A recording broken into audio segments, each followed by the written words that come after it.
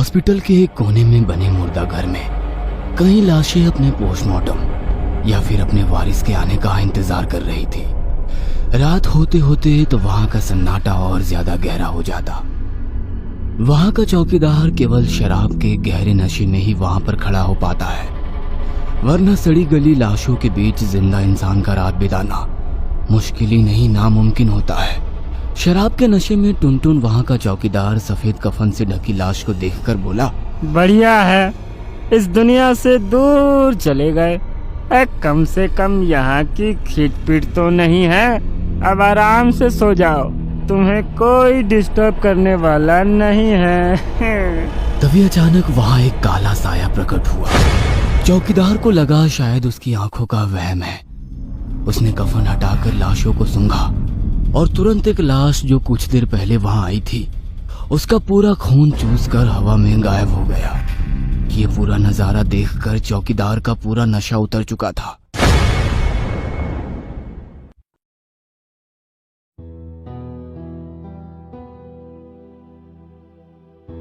क्या साहब, आप भी दिन भर इन चोर लुटेरों के पीछे भागते हुए थक नहीं जाते? अब तो रात हो आई है, आपकी तो ऐश है। घर पर कोई रोकने टोकने वाला नहीं है।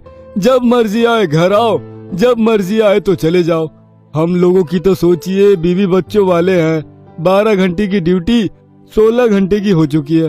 अब हमें जाना है साहब। साला जब देखो तब बीवी बच्चों का रोना रोता है। तुमको अपना घर परिवार इतना ही प्यारा है तो नौकरी छोड़ दो, गवर्नमेंट की जॉब ज्वाइन कर लो, वहीं पर कम्प्लीमेंट्री रिटायरमेंट मिलता है। लेकर घर पर बैठो और बीवी बच्चों की नौकरी बचाओ। पिछले 3 महीने में मुर्दा घरों की चौथी लाश ऐसी बरामद हुई है जिसके शरीर में एक बूंद खून नहीं था। उसके बारे में पता लगाए बिना अब मुझे चैन नहीं आएगा। जरा सोचो, अभी जो कोई भी है, जानवर या इंसान, मुर्दा लोगों को अपना शिकार बना रहा है। ये कहकर जिंदा इंसानों पर बरसने लग गया तो ये मीडिया और गवर्नमेंट हम पुलिस वालों का जीना हराम कर देंगे और वे लोग हमारा। बात तो आपकी सही है साहब, मगर जरा सोचिए, चौकीदार ने क्या कहा था? वो साया हवा में गायब हो गया था। इसका मतलब कोई भूत प्रेत होगा, और भूत प्रेत को पकड़ना हम लोगों की ड्यूटी में नहीं है। अब बेकार में इस पछड़े में पड़ रहे हैं। ये काम तो किसी तांत्रिक या ओझा का है। अपनी ड्यूटी के वक्त नशे में धूत रहने वाले इंसान की बातों का मैं भरोसा नहीं कर सकता। बयान देते समय भी ठीक से खड़ा नहीं हो पा रहा था, उसकी बात क्या सही हो सकती है? आप उलझे रहिए अपने केस में। अब मेरे दिमाग को तो शांति चाहिए। इस समय यदि घर गया तो 100 सवाल पूछकर घर वाली रात निकालना मुश्किल कर देगी। मैं तो मटरू के अड्डे पर जा रहा हूँ। आप चल रहे हो क्या? वहीं पर शराब, कबाब और शबाब का आनंद ले लेंगे। तुम अच्छी तरह से जानते हो शबाब और कबाब को मैं कभी मना नहीं कर सकता। ये तो मेरी कमजोरी है। चलो, अब इस केस के बारे में कल सोचा जाएगा। सही फरमाया मालिक। सुना है मटरू के अड्डे पर नया माल आया है, बहुत ही नमकीन है। चलकर जरा चखा जाए। दोनों एक साथ मटरू के अड्डे पर पहुंचते हैं। कई लोग शराब के नशे में टुन होकर इधर उधर डोल रहे थे तो कोई कबाब का आनंद उठा रहा था। एक और आशिक आवारों की भीड़ बाहर डांसरों पर पैसा लुटा रही थी। इंस्पेक्टर की नजर इन लोगों की भीड़ से दूर खड़ी एक लड़की पर गई जो शायद अपनी बारी आने का इंतजार कर रही थी। वो रही वो लड़की जिसके बारे में तुम बात कर रहे थे। असिस्टेंट ने अपना शराब का गिलास साइड में रखते हुए इधर उधर देखा और बोला, हाँ, दिख तो नहीं रही है। पहले कभी भी इसे यहाँ पर देखा नहीं। सच सुना था, बहुत ही करारी चीज है। बस देखकर ही खुश हो ले। इसकी एक रात की कीमत हमारी महीने भर की तनख्वाह से ज्यादा होगी। अरे ऐसे नहीं, अपनी मर्जी से आए तो बात बने। वो लड़की खामोशी से एक कोने में खड़ी थी, मानो इन सब बातों की उसे आदत नहीं थी, मगर मजबूरी उसे यहाँ तक ले आई। वह डिटेक्टिव की और आशा भरी नजरों से देखने लगी। आप एक बार इशारा तो करो। अरे ये क्या, इसके जैसी 10 आपके बिस्तर में होंगी। अरे ऐसे नहीं, अपनी मर्जी से आए तो बात बने।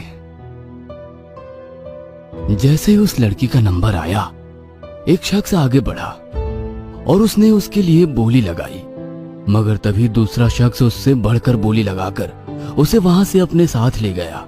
जाते हुए भी वो एक बार पलटकर डिटेक्टिव की ओर देखी। उसकी आंखों में एक अलग ही जुनून था। देखा ना, मैंने कहा था ना, इसकी एक रात की कीमत हमारी महीने भर की तनख्वाह से ज्यादा होगी। मगर ये तो उससे भी ज्यादा की बाजी मार गई। कुछ आप जैसे लोगों को छोड़ दिया जाए जो ना ही खुद का भला करते हैं और ना ही किसी और का होने देते हैं। लोग अपना राज छुपाने के लिए अच्छी खासी कीमत देते हैं। कुछ दिन बीते ही थे कि अचानक फिर हाईवे पर एक शख्स की लाश मिली, जिसकी गर्दन पर वैसा ही निशान था जैसा मुर्दा घर में लाशों की गर्दन पर था। पुलिस विभाग के लिए अब ये सब कुछ पहेली बन चुका था, जिसकी तह तक जाना नामुमकिन लग रहा था। सबकी नजरें डिटेक्टिव पर थी, क्योंकि इस तरह के केस सॉल्व करने में उसे महारत हासिल थी। कहा था ना मैंने, ये केस और बिगड़ सकता है। अब मरे हुए इंसानों की जगह वो जिंदा इंसानों को अपना शिकार बना रहा है। कैसे भी कर कर इन सब के पीछे जिसका भी हाथ है, अब उस इंसान को आगे कुछ गलत करने से रोकना है। सर, आपको अभी भी लगता है कि इन सब के पीछे किसी इंसान का हाथ है? ये सब तो एकदम हॉरर मूवी की तरह चल रहा है। मैं तो कहता हूँ कि इस केस को सुपरनैचुरल पावर का नाम देकर यहीं खत्म कर देते हैं। आगे इंसान खुद अपनी सुरक्षा करे। लोग तो हमारी और आशा की नजरों से देखते हैं, ऐसे कैसे लोगों को उनके हाल पर छोड़ दें। साला इतना सोचने के बाद भी दिमाग काम नहीं कर रहा है कि ये कड़ी कहाँ से जुड़ी है। दिमाग का दही हो गया है, अब इसे रिफ्रेश करने की आवश्यकता है। फिर तो रोज की तरह मटरू के अड्डे पर नहीं चलेंगे ना, एक खास जगह पर ले चलता हूँ आपको। सभी लोग एक बड़े से होटल के बाहर खड़े थे। मतलब मुफ्त का माल है तो बड़ी होटल में ले आया। चलो कोई नहीं, तुम भी क्या याद रखोगे कि किसी रईस से पाला पड़ा था। अंदर का नजारा कुछ खास था। मध्यम रोशनी में कुछ लड़कियां डांस कर रही थी। कुछ लोग उनके इर्द गिर्द खड़े होकर उनके साथ डांस कर रहे थे।